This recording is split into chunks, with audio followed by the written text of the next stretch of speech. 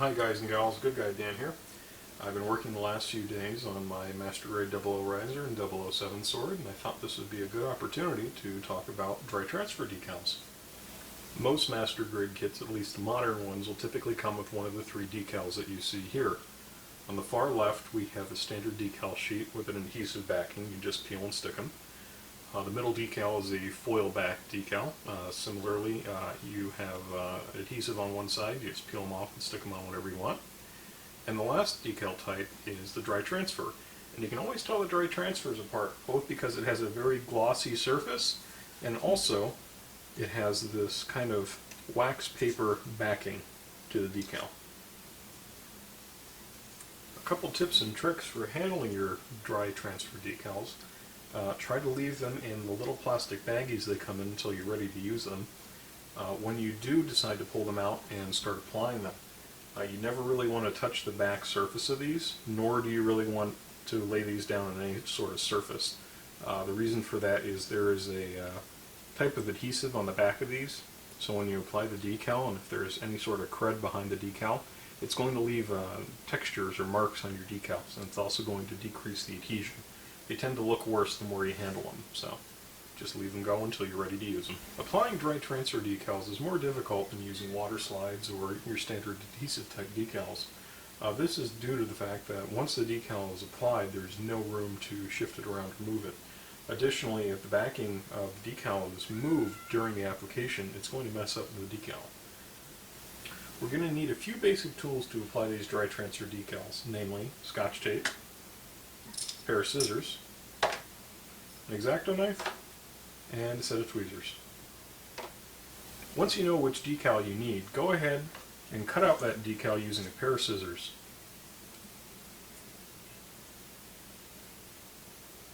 It doesn't matter if you're right up against the decal or not. However, you can make your life a little bit easier by ensuring that the lines that you cut near the decal are parallel, or at least at right angles, to the content of the decal. I'll explain why in our next step. Make sure once you've cut out your decal, you leave the piece of backing paper behind the decal. Now we're going to use a small piece of scotch tape to pick the decal up.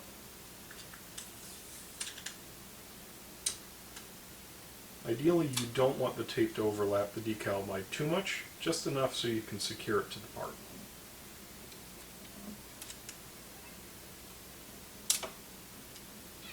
If the backing paper stays on the decal, that's fine. If it comes out, it's also fine at this point in time. Now comes the most difficult part of the process. You need to line up the decal so that it sits correctly on the part. This decal, for example, is going to sit on top of this weapon right here. It needs to sit parallel with the notch at the top of the weapon.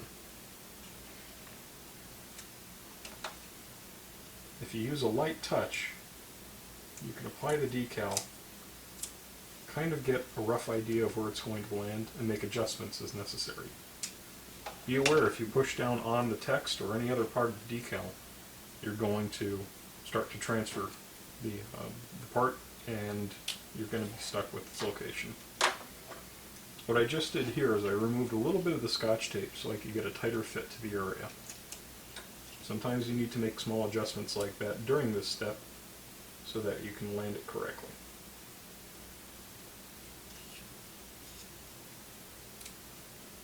Be prepared to spend some time doing this, because like I said, you only get one opportunity.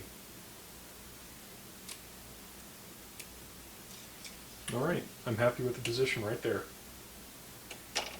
For our next step, we're going to use the butt of our knife here, or another hard object, to start to transfer the decal onto the part. Now, the way to do this is just hold your part, and use the butt of the knife, and just start going over any of the text, or if you have an image-based decal, any of that. And what I like to do is I will apply the decal.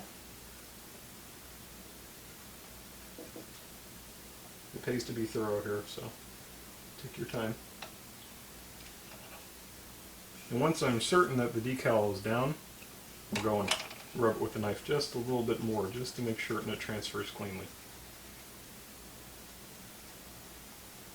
Now, when we go to peel the backing off in the next step, I'll show you a technique that may allow you to go back and save the decal in case it didn't transfer correctly.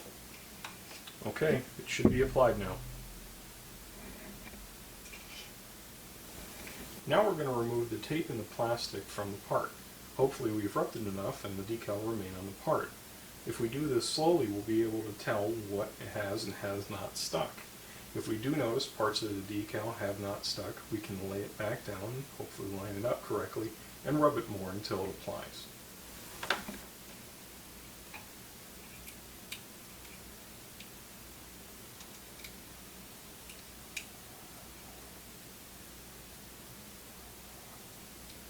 Okay, I can already tell it didn't apply fully.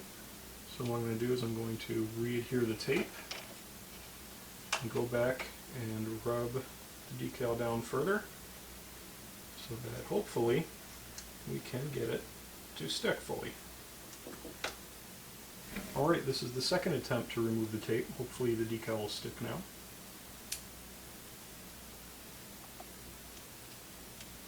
We're getting a good result so far.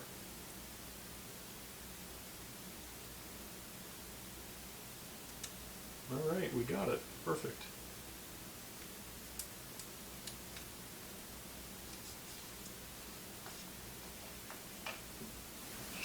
There you have it. That's how you apply a dry transfer decal. I know some people have questions about how can they remove a dry transfer decal. Now with this kit I've already primed and painted it, so scratching or abrading the surface probably wouldn't work out too well. Let's say, for example, this decal here was misapplied. Maybe it was not applied fully, or maybe it wasn't applied at the right angle, so it looks funny. Unfortunately, there's nothing you can really do to save these decals, but there is an easy and painless way of removing them. We're going to use our scotch tape again. Just a piece large enough to cover the decal. Apply the scotch tape directly to the decal. Make sure it's smoothed on, and then peel, remove. We got most of it. One more time, and there you go, like it was never even there. Of course, it goes to say if you're doing multiple dry transfers very close to each other, you don't want the tape to land on them because it will remove the decal. Unfortunately, Bandai hasn't released water slide decal sets for all of their kits. The MG00 and MG007 sort are perfect examples of this. While in some cases you can use decal sets from similar kits, it doesn't always work out, and sometimes there are specific decals for a kit that you can only get using the dry transfers. Hopefully this tutorial has been helpful. If you're in that situation, if you have any questions or comments, please leave them in the comment section below this video.